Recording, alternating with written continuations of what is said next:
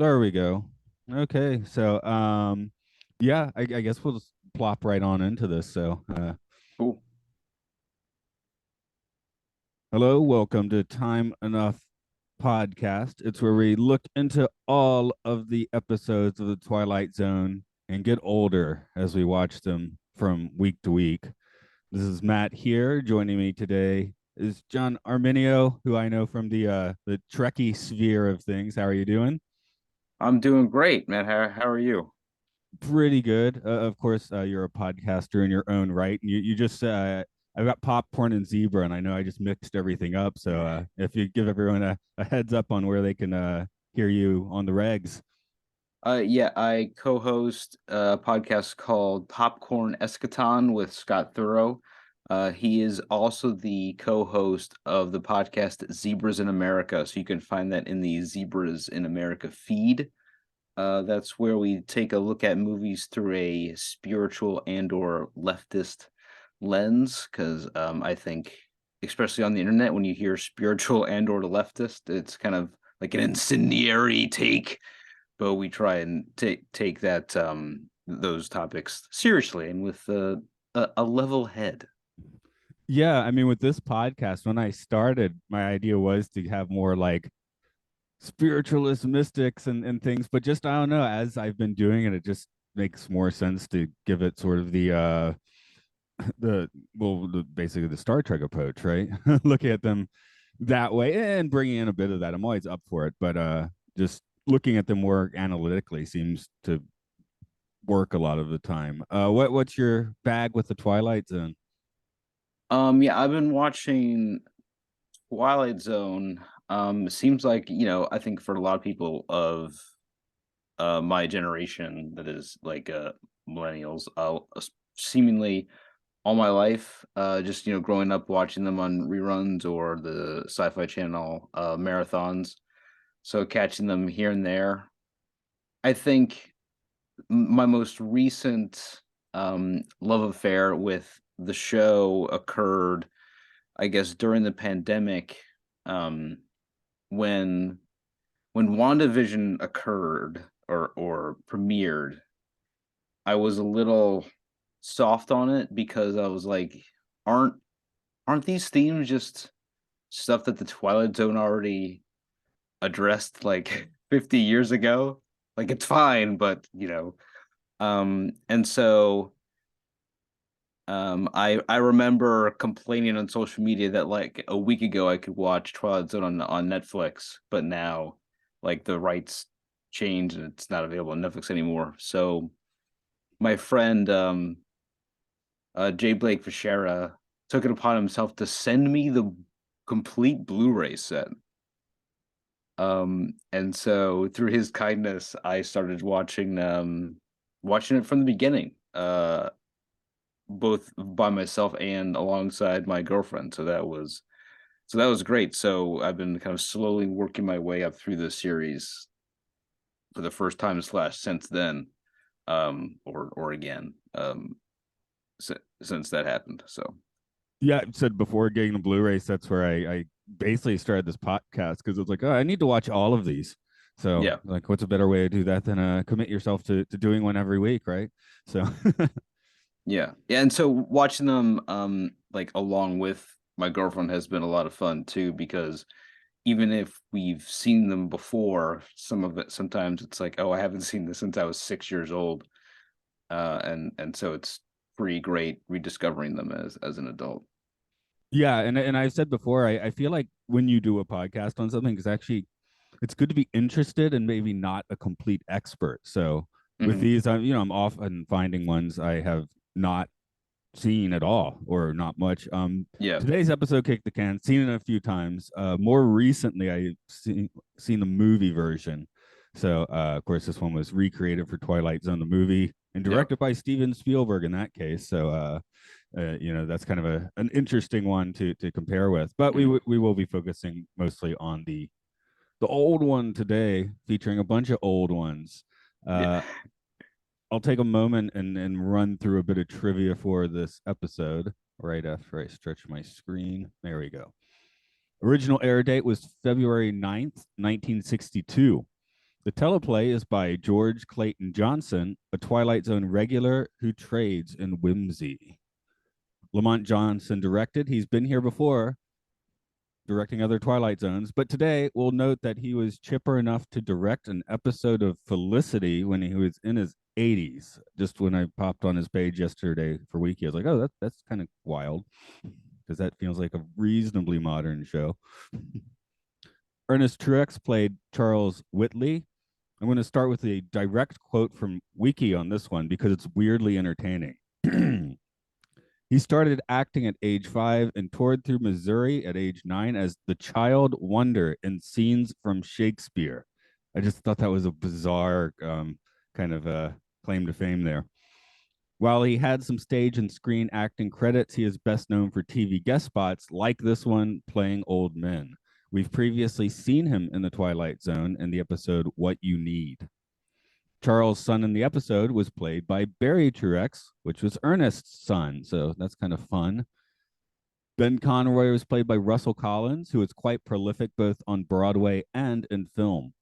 As for the latter, Bad Day at Black Rock, The Enemy Below, and Failsafe are the credits that stick out to me. John Marley played that true Cox, Mr. Cox. He was not 43 when he featured in this, but more like 54.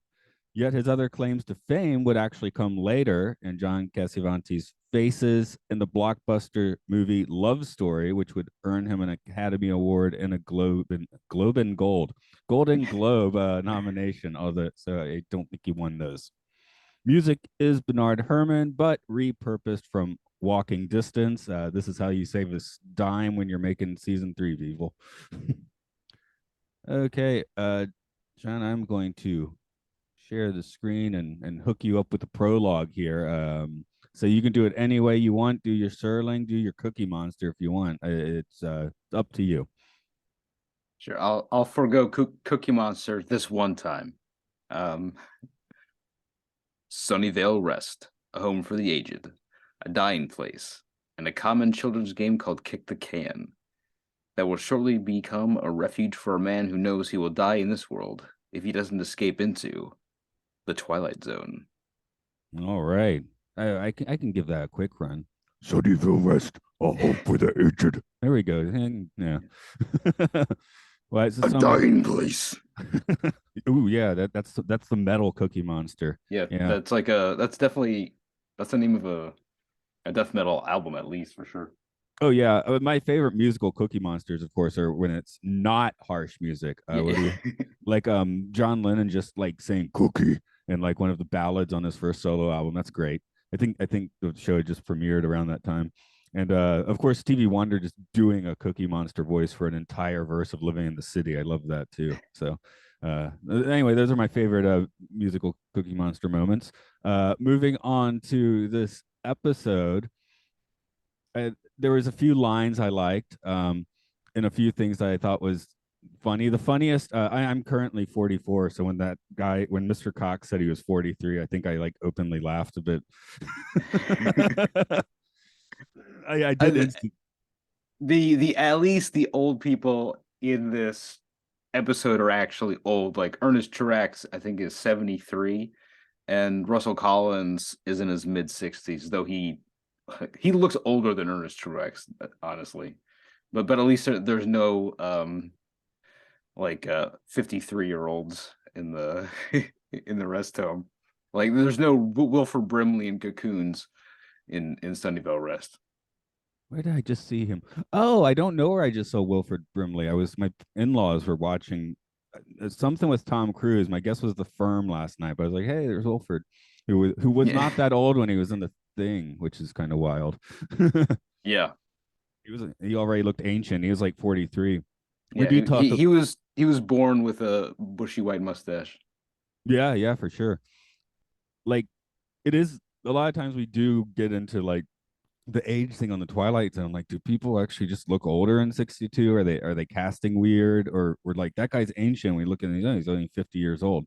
So this one does seem mostly age appropriate, like you said, except for that one dude skewing much younger, which seems bizarre. So I also think there are actors who lean into what they get cast as.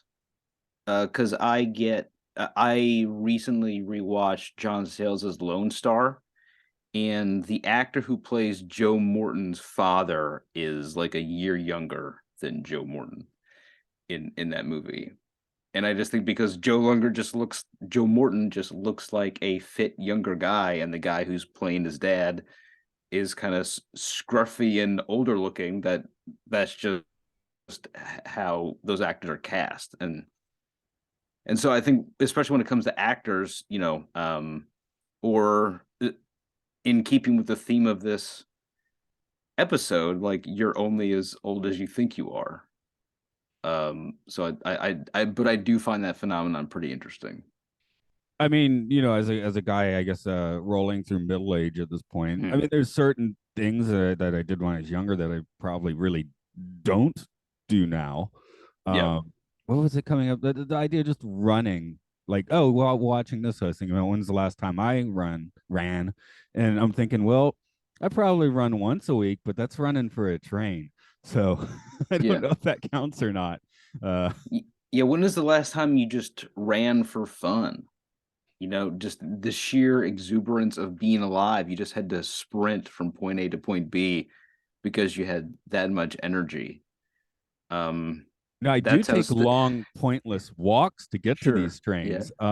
Today I'm going to take a train to no one stop away from my workplace and just walk it. That's why I listen to podcasts. I pretty Mhm. much always listen to these things walking around outside. So, but that's walking, listening to a podcast. I guess it's not too youthful thing to do. I don't know.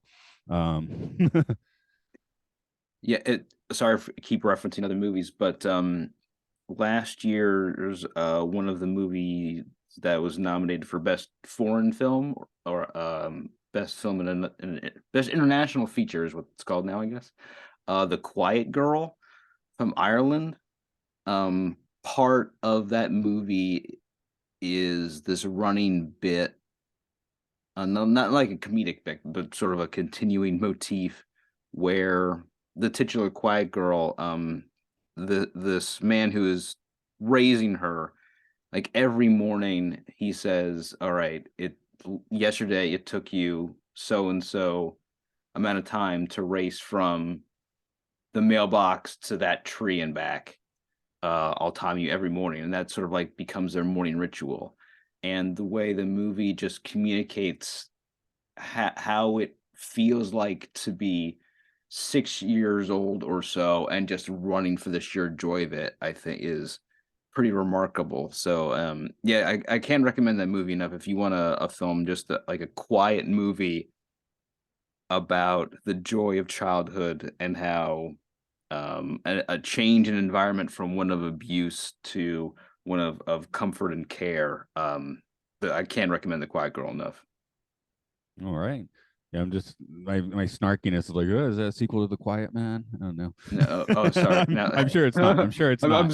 So, stepping on your jokes with my sentiments. oh no, yeah. No, too much snark some days. I don't know.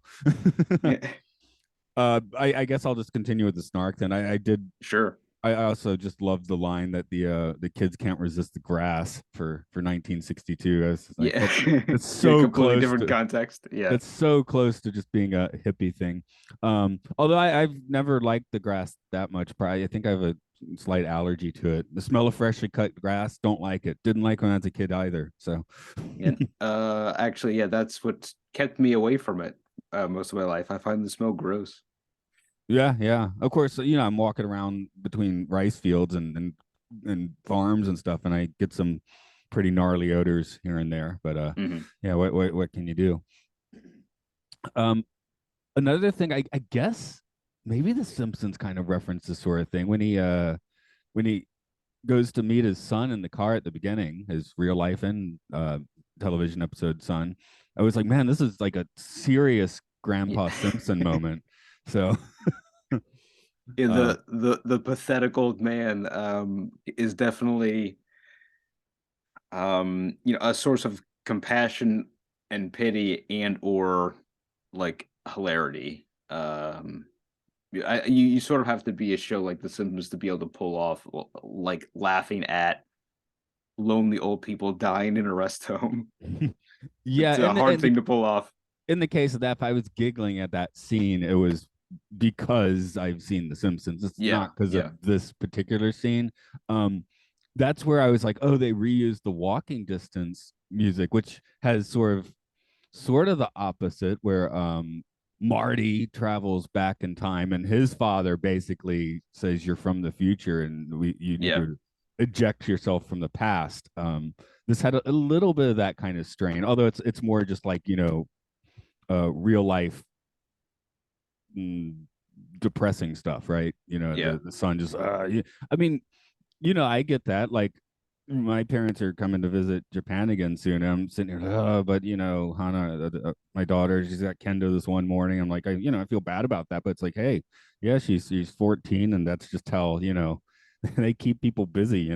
There's never a good time, so you might as well just do it. yeah. It is interesting. The themes of this episode are definitely themes that the Twilight Zone has visited before. But I have heard Rod Serling in interviews say that his main preoccupation or even obsession is trying to recapture the feeling of like unadulterated joy of childhood, and the lure of nostalgia is something that he is personally obsessed with, and that is something he obsesses over in his own writing, and he describes that as like a weakness of his, because he's so preoccupied by it. And so it's interesting to me that this is written by somebody else, and so maybe it being George Clayton Johnson's first script for the Twilight Zone, that might have been what caused Sterling to be like, yes, let's produce this one. This is exactly what I'm looking for. Well, he is, he ends up being one of the regulars, Yeah. other writers, and you do start to, especially when you do a podcast and do these every week, you do start to kind of smell the flavor of everyone, Mhm. because with Rod Serling, you're going to get like Twilight Zone standard, with Richard Matheson, you tend to get some kind of high concept, a little more head trippy stuff with him. Um, and oh god, the other guy is slipping my mind, but he's got Clayton Johnson's basically like our whimsy man. I feel like, which Mhm. is a perfect fit for Kick the Can. There's some other episodes where maybe his touch is a little too light, and I'd like something a little bit heavier for the idea. But this one, deserves a light touch, basically. Um, And that I think is the real strength of the Twilight Zone as an anthology show. And not just compared to other anthology shows of the time, like the main comparison is obviously the Outer Limits, but other versions of the Twilight Zone since then, or just other horror series, there is room for whimsy and real sentiment and hope and explorations of joy and family, um, along with you know uh, things like the Beholder, that are like true pieces of horror. And that's, I think, part of why the Twilight Zone has lasted so long, because there is such a breadth of possibility in these stories, even if they have to begin and end in 25 minutes or so. They seem to have such a range of topics and emotions. yeah, like we were saying at the beginning, top of the show, like just seems so relevant. So sometimes it's Hmm. funny when I get, especially on Facebook, I'll sometimes get like the boomer comment, like where someone seems to have like put in a Google search and posted as a Facebook comment. I'm like, oh yeah, of course there's some boomer stuff here because this actually is that old. This is a Yeah. show that they grew up with. So the fact that it's resonated for 60 years is kind of wild because it actually is quite an old thing, as are the people in this episode. Um, Doing this real time ish, I guess the one thing with this episode that I'm a little bit like, was that a good idea? Was putting it so close to Once Upon a Time, which is the old Buster Keaton episode. Yeah, So yeah, yeah. we just have all these old dude episodes kind of around, maybe too close. I do know sometimes they put ones, but that's not production order. That would have been the network, I guess, just putting them on scheduling. So who knows who made that decision anyway. Yeah, you'll see that in like Star Trek as well. It's like, why did you put two Quark episodes in a month? That's very weird. So yeah, that is definitely not the on the there's definitely not something to put on the shoulders of the production, but more the network, I would say. Yeah. You're going all the way to the beginning. It's like, is the man trap really the episode you want to lead with? Yeah. Very weird. Not the greatest choice there. Yeah, a great episode, and maybe if, especially in the '60s, if you're trying to give somebody just the flavor of what Star Trek is, that is like a pretty good episode to just introduce somebody to it. But to premiere the show to America, Yeah, weird. kind of like, what is this? Um, have you have you seen the movie version of this? I have, yeah. I avoided the movie for a long time. I think because of the whole helicopter crash thing. That was pretty much the first thing I heard about the movie. But I did watch it in preparation for this podcast. I actually haven't watched it for about a year and a half, and I Mhm. watched this, last night or 2 nights ago or whatever. And I would say that this episode's better, but Yeah. one, Scatman Crothers, always fun. Gotta get your Scatman. And two, when I mentally even go back to picture this episode, I'm still like in my head seeing the movie. Hmm. Maybe it's just shot better because it's a big budget, Hollywood thing done by Spielberg, right? So, Yeah. but I like. I'm Spielberg's boy, right? I love me some Spielberg. From Duel to The Fablemans, I love almost everything that he's done. But I do see the seams in the movie version. Like to me, it seems more set bound than the TV version. Maybe that's because it is shot with more expensive cameras and in color. But it just seems like, oh, this is a movie set. It doesn't look anything like an actual place.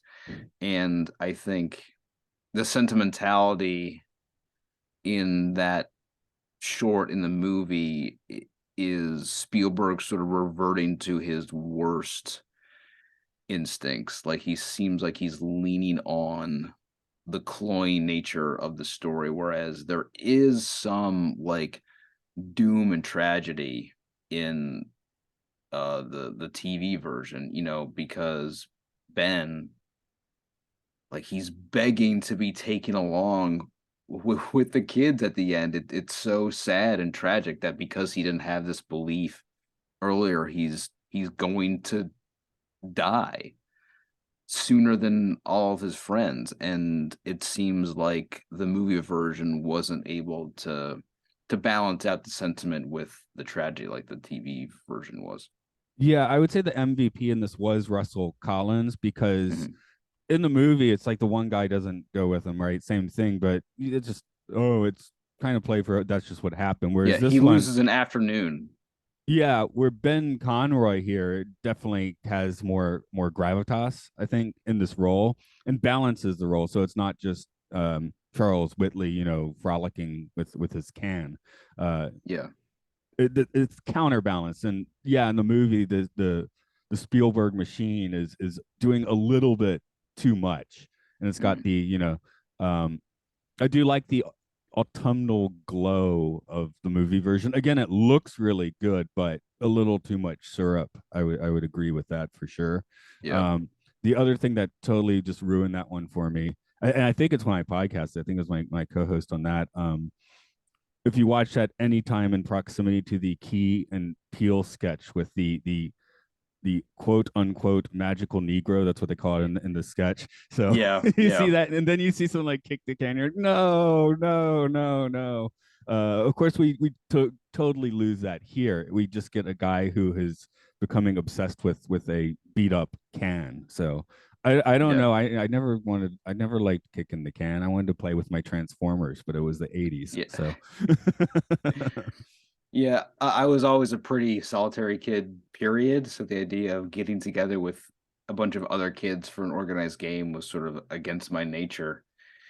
But I do think it's interesting that part of the magic in the episode is that, he Charlie has to join with his friends. Like he says pretty emphatically and with a lot of desperation, like, I can't play kick the can alone. Like there has to be this group effort of rejoining their youth that the magic requires. He can't do it by himself.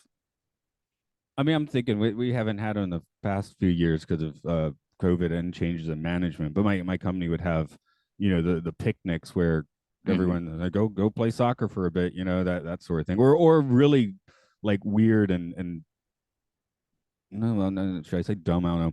Anyway, just like kind of like these pointless little games that's supposed to bring everyone together, and this is people from their 20s to their 50s, So, um, I guess the point of that is kind of the same idea here. Like, oh, we're out of the office. Let's be youthful and dumb.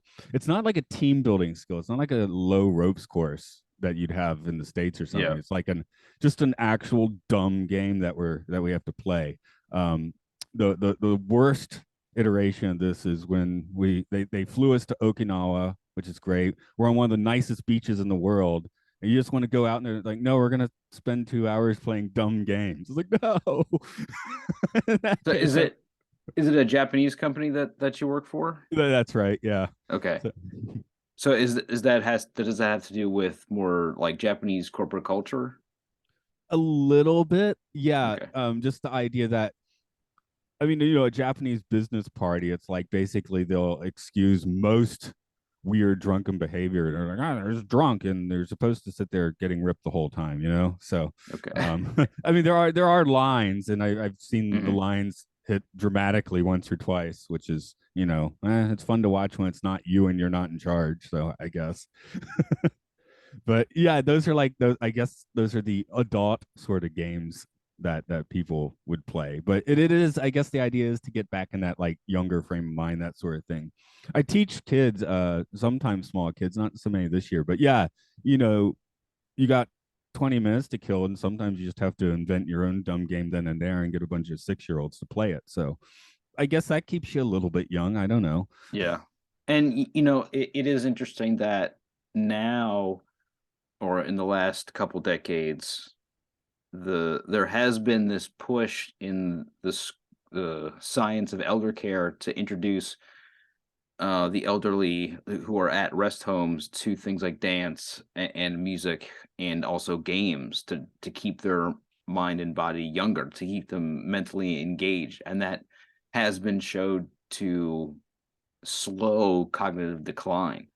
So, this isn't just gobbledygook, like this isn't just pure sentimentality that George Clayton Johnson was talking about. This is something that helps people stay literally stay alive longer. Which I guess that's where Mr. Cox here is a little bit too much of the old school retirement Yeah. home Yeah. thing where he's just like, no, you just need to fester and eventually die because you're Yeah, old. I Deal with would it. yeah, I would not want to be in a care facility in the 1960s. No way, no how. And that snore chamber, my God, when they show him sleeping at night and it's, 5 old men snoring, that's a Yeah. nightmare. Yeah. But even another just bit where Russell Collins just shows his worth. Like Mr. Cox says, I'm gonna have to put him in a special ward for observation. I'm going to have to isolate him. And then Russell Collins says that'll kill him, about Charlie. And in that moment we see, even if Ben is in opposition to Charlie the whole time, he still, loves his friend and wants to see him doing okay, because I think they do sort of need each other. And you know it's Ben is probably not too long for this world after the episode, now that he's going to be literally by himself in that home. Well, they might get some new people in, but yeah, he won't Yeah, have the maybe. people he's known since he was like in elementary school, which I guess Yeah. is part of the point. You know, the train left without him, and it's his Yeah. fault. So, I mean, we'll talk about in the questions, but I'm like, it's not. I mean, he's not having the worst fate. He's having the fate that he was expecting to have, and Hmm. simply didn't take this opportunity. Where maybe, I mean, it's an impossible opportunity, right? You can't accept that's a real thing that can happen. Then he watches it happen. So it's not like he's stupid. It's not even like he's like overly curmudgeonly. You know, he's too realistic, and in the Twilight Zone, that's a problem. Yeah. Yeah. The denial of the supernatural usually causes some sort of comeuppance in a lot of shows, but especially the Twilight Zone. But when it comes to like deserved comeuppance, I think Ben is pretty low in the list in terms of Twilight Zone characters. Yeah. My other snarky note here is just that you got to play the game subdue the nurse before you get to play kick the can at Yeah. Sunnydale. So I guess they distract her in the end, but yeah, Yeah. I thought that was mildly entertaining, but I did wonder if they were just going to bop her on the head or something for a second. Yeah. They distracted with firecrackers. Where did these old people get firecrackers? Well, Mr. Cox does explain that another patron, not a patron, another guy that lived there was, he snapped because he went out in the parking lot and started, trying to light a firecracker, and he could have hurt himself. Okay. Okay. So, Yeah. Yeah. Yeah. although, hey, I remember playing in a band, and not we weren't like a particularly crazy band, when I was in my 20s, and our drummer was the most straight laced one. And one day we're in the apartment, I think we just finished recording, and just kind of strolls out into the parking lot and starts lighting Roman candles. This is in March. So, hey, he was doing the same thing, and he was like, Yeah. 28 years old or something. It's not just an old person thing. Uh, Yeah. Explosions are cool. before I get to the questions, I was just sometimes when I'm driving certain roads, I'll put on like the one of the 10 comedy albums that's on my old almost non-functional iPod, and I Hmm. was playing George Carlin's last special. He Okay. actually died like 2 months after recording this, but he was describing himself like he was 70 at the time. He said, he's an old F bomb now. I try and keep the podcast somewhat clean, but but no, he was just talking about you get superpowers once you get old. You never have to carry anything heavy ever again. It's like you can get out of uh all social functions just by saying you're tired. Like, oh, I feel a little tired. Maybe I'll take a nap. Grandpa, it's 7:30 in the morning. So, but just talking about the things you get when you're old. Of course, in here they have them, and it looks relatively weird and horrible and depressing. I'm thinking of times I've been in the old folks' home. I'm sure we went to sing Christmas carols at some a few times. Hmm. Um, out of my own grandparents, I think only one of them spent notable time in the actual, like care home. So, or when Yeah. I saw them in there at least. Yeah. Um, I have one grandparent left. My maternal grandfather. He's almost 95, I believe, and he's still living at home. So I'm very lucky in that department. So yeah, Jack Wilson is still going strong. Now, Japan is it's a it's an aging population. The government Hmm. is trying to tell people to go out and do it more. So I mean that's actually like government initiatives now. But yeah, especially out here, I'm in the mountains, so you'll often see just like very very old people tending the farm. Construction sites is weird because sometimes I'm rolling past a construction site and it's a bunch of dudes like I've seen dudes in their 80s doing construction. So Yeah, they're, I- I I've guess, I've heard just anecdotally, not having lived in Japan. I visited there like I guess almost 20 years ago now, but that you know to Japanese people, the idea of putting a bunch of old people in a home is kind of unconscionable. That like it's your duty as a family to care for your elderly relatives. So is do you find that to be the case truly in Japan?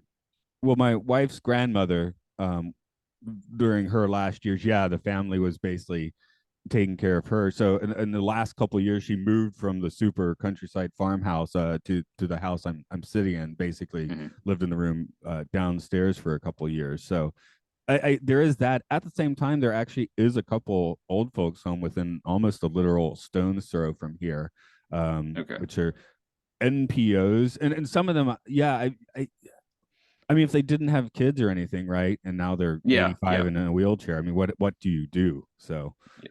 I um, think especially with Japan, like you said, it just has such an aging populace as opposed to America. yeah, I mean, they're starting to worry about workforce things. Yeah. A lot of convenience stores have been shutting down recently, not because the companies are crashing or anything, but because they just can't. They can't manpower the things enough. Tokyo is starting to have like the robot convenience store. So, which Yeah. Yeah, I think that is something that America is going to start seeing in the next decade or so as boomers continue to age out of retirement age and into their 80s.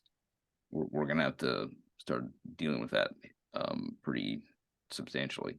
and we've got weird anachronisms. I just bought like 80 Blu-rays for $80 because until 3 weeks ago we had a rental store right by our house. Like Oh, my wow. daughter was actually renting DVDs. So renting, anime and stuff. So for the Yeah. first time we're now she finally expressed like an urge for us to get an Amazon Prime account because we don't really stream much because I have so much physical media. Why bother? Mhm. But but yeah, it's just funny that in 2023 our rental store closed. But that's in part because I mean you can there's these music stores. Have you heard of a music called Enka? I've Uh, not. Okay, think of the Japanese music in Kill Bill, the super sentimental songs with Okay, sure. that those are Inca songs, Okay. as a joke when I'm teaching kids, I mean kids also being teenagers, if I'm trying to what's your favorite music, and I always throw out Inca as one of the options because they start laughing because nobody young likes Inca. So Okay. Yeah. you just got a lot of older people who love it. There's these cassette tape stores of Inca that you can find here and there, which is today. Yeah. I mean, There is a revival of cassettes in the metal community. So like the most underground, bleak, angry black metal will release a cassette only EP for street cred. So it is funny that in America it's a sign of like underground credibility, but in Japan it's a sign of like an aging population and attachment to 20th century ways of doing things. well, yeah, those stores just never closed. I mean, Yeah, yeah. I've been seeing more and more emails around the office. I don't, my Japanese is not good, so I'm not sending messages, but we'll still get a fax occasionally. The fax machine is part of the copier, so it's not a dedicated Yeah. fax machine, but the faxes still come in.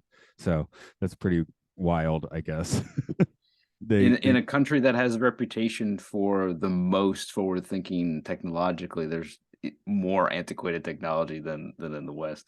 Interesting. Well, the big difference is they're very slow to change anything. Hmm. So, the tech may be there, the company's doing it, but it's not necessarily, making it down to the people who have been doing it this way for forever long. Yeah, So, yeah, yeah. um, that things slowly change, but there's not like a big like, okay, we're going to restructure the whole thing right here, right now. That doesn't Hmm. tend to happen too much.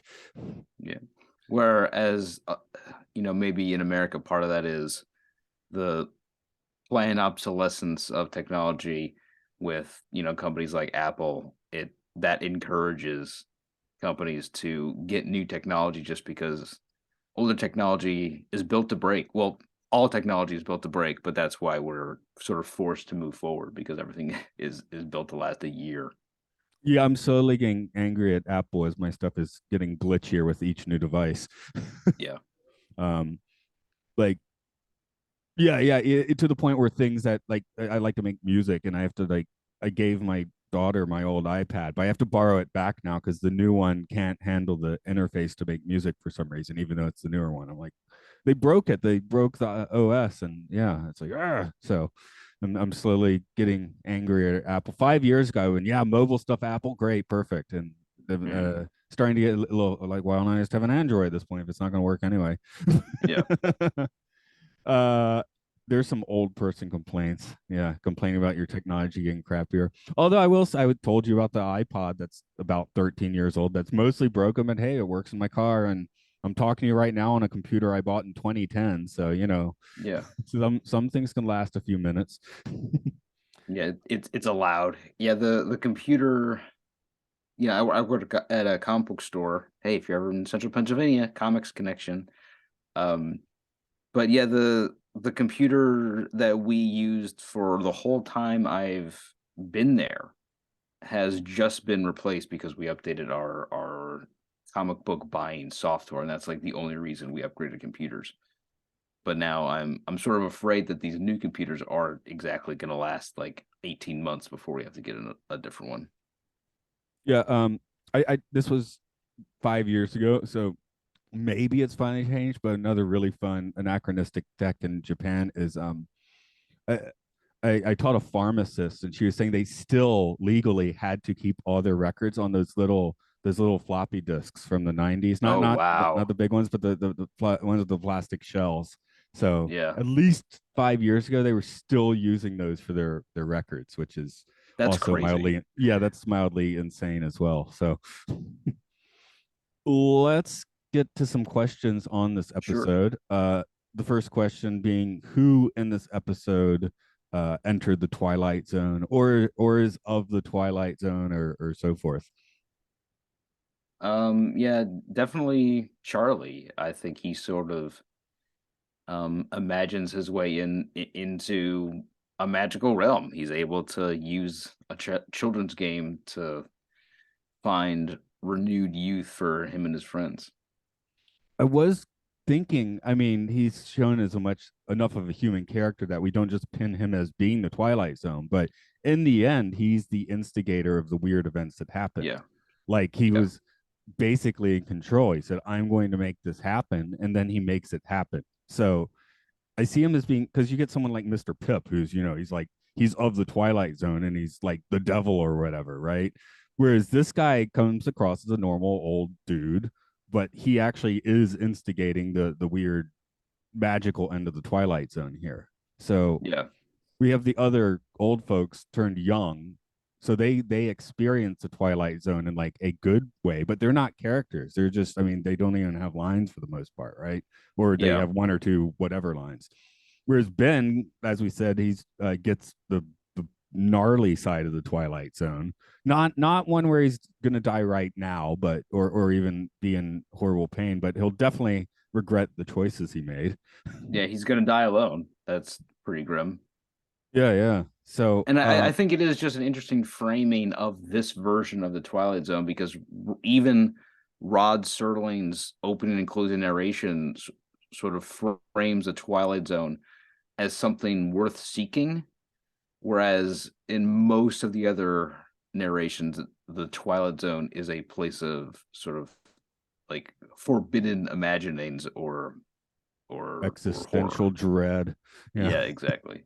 Yeah. Again, just to requote, it's if he doesn't escape into the Twilight Zone. Yeah, yeah, So, um, so I guess Ben Conroy is our more typical front, lead for a Twilight Zone episode, where he's a very important supporting role. I guess he's basically the co-lead when you get right down to it. He has a little less screen time than Charles, but about the same, I think. Yeah. So, yeah. um, so does Ben deserve to die alone? We've already alluded to this a little bit, but let me pose the question: Does Ben deserve his trip into the Twilight Zone?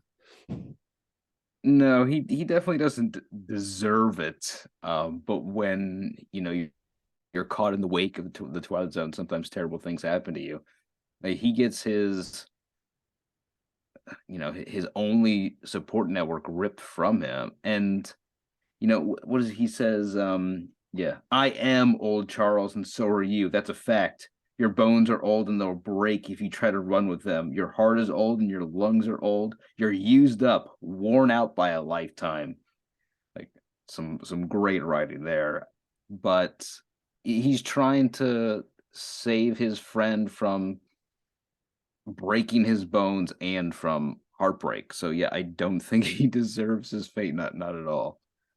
Yeah, but it's kind of the Shakespearean fatal flaw, tragic flaw. Yeah, He's yeah. too real. He's too much of a realist. I mean, in most cases, being a realist is probably smart, but when there actually is magic, it becomes an issue. I guess see the Tempest, since I already brought up Shakespeare, or A Midsummer's Night Dream, where it has kind of, especially A Midsummer's Night Dream, has kind of this style of whimsy magic. I guess Hmm. is how we'll throw it out. Um, how about the other old people that actually do join Charles Whitley? Are they getting too much of a lottery win? I mean, they just decide to go play with him, which is, I guess, that's cool, but Yeah, yeah.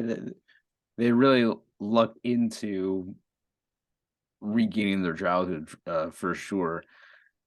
It is an interesting thing that the movie version sort of poses is that, all right, well, what now? Like all you have no home. You can't go to school all of a sudden. Like there's no one to like do your grocery shopping for you. You can't get a job as an 8-year old. So like where do you go? But I think the episode isn't really concerned with those real world consequences. they become the little rascals, I guess. Yeah, I guess they're just gonna run around. They're just gonna run around in the Twilight Zone playing kick the can forever. So yeah, the other residents, um, they definitely benefit from being led by the nose by the main character. Actually, I'm wondering if I'm a bit of a Ben Conroy now, because I'm thinking teaching. I mostly teach kids age from like age 3 all the way to about 18, and Hmm. especially when they're in junior high, high school. What'd you do this weekend? Oh, I played with my friends. I'm like, oh, you're older than 13 now. You probably don't. I hung out with my friends. I played video games with my friends. I played Yep. soccer with my friends. But I mean, I'm teaching English, and yes, once you're past age 13, you're not going to really say you played with your friends. But now I'm like, oh, well, maybe you should play with your friends, because that's what they're doing in this episode to regain their youth, even Yeah. if they have no home to go to now and no one to do their grocery shopping. uh, I got the tripometer. 0 is not that trippy at all. 5 is extremely trippy. Where would you like to place this on the tripometer? It's not really trippy. Maybe like a 2. Because there is some magic and whimsy in there, but it's not gonna blow your mind or anything like that. Yeah, in my mind, I was saying there, 2.5. I think I'm going to go for 2.5, because what happens is subtle, right? It's Hmm. just, I think there's gold. I might be conflating with the Key and Peele sketch again, but I seem to remember like some golden pixie dust and stuff in the Spielberg one of, some visual magic, whereas this is just like hard cut. There's kids playing kick the can now, and Yeah, I like that. I like that we see the old people go outside. They're about to start playing, and the next time we cut to them, it's a bunch of kids. yeah, We don't see the magic happen, and yeah. It's just through audio is when the change happens, which I think is a nice touch. yes, yes, that's a very good point. But I do like that subtle thing. I think if a subtle thing is done well, it's Hmm. pretty trippy. So maybe that's where my extra half point comes from. But it is pretty middle of the road as far, it's got magic. So it's definitely not one of the episodes you're like, is there anything trippy here at all, or are people just making horrible decisions? There is Yeah. clearly some magic in this one, but I mean, for me, I don't know. I feel in most ways it is kind of a middle of the road episode. I This is one where it's kind of like you're hot or cold on it. I think Mhm. some people, I mean, I love this episode, and I like this episode. mhm. I like this episode quite a bit. Because I'm a huge fan of George Clayton Johnson's dialogue in this episode, and I feel it just has a lot of heart and but it isn't too. cloying. I think because of the darker nature of Ben's fate, it retains its power, in my opinion. Yeah, and then that happens. Like I loved Once Upon a Time because I'm a giant Buster Keaton fan. So just Hmm. I you know I had to, after I did the episode, basically when I was out in the social medias and stuff, I was like, people, is this actually a good episode, or am I just like blinded by the fact that I really like this lead guy? Yeah, it's interesting. I just watched a little bit about this actor named Kurt Bois, who was a German actor, but he did some movies with Buster Keaton, like the very bad talkies that Buster Keaton did, like later What? in his No career. beer? That Buster Keaton did, and just how sort of unfortunate it was that he was never able to translate his silent movie brilliance and success into the talkie era. Like his career just dropped dead, and sort of that's been sort of on my mind recently. So I'm sure I'd be with you as far as Once Upon a Time goes if I had watched this episode and watched that episode instead. Yeah, and that one just tripped me out because I hadn't watched those talkies and I hadn't seen those other TV appearances in the 50s. So that actually was the first time I'd heard him talk. So Hmm. it was a little weird. Um, I guess we will pull in the can. We'll put the can on the shelf for now and then grow old as this episode is going to grow old and die. Sure. Wow, Yeah. that was too. There's some existential dread. One more time, can you give people like the maybe a easy web address to find your internet presence or anything you Oh, want the yeah, listeners sure. to head for? Um, yeah, I am at Quasar Sniffer on Twitter and Instagram, and again, my uh the podcast I co-host is Popcorn Eschaton on the Zebras in America feed with the brilliant Scott Thorough, and I work at Comics Connection in Mechanicsburg, Pennsylvania. So you can find me in a variety of ways if you feel the need. You can find me in the mountains of central Japan. A little harder to find, I guess, for a lot of the listeners here. Um, but you can find Time Enough Pod on Twitter, on Facebook, and we are under the Patreon umbrella of Podcastius, where we do other podcasts. We talk about good films. We talk about really bad films on the Films and Filth podcast, the Citizen Kane of podcasting. I talk up Disney films on Occult Disney, looking at the weird, interesting, and magical hidden things behind the mouse. And there's some video game podcasts for the gamer and you. Luke loves Pokemon, in which Luke loves Pokemon. The game show where gamers game each other about the games, and Hyrule Field Report, which is a dive into the Zelda games, especially the new one. Okay, see if all I could play right now is kick the bottle and there's water in it and I probably hurt my foot. So maybe I'm gonna drink this water for now. Okay. Safe bet, yeah.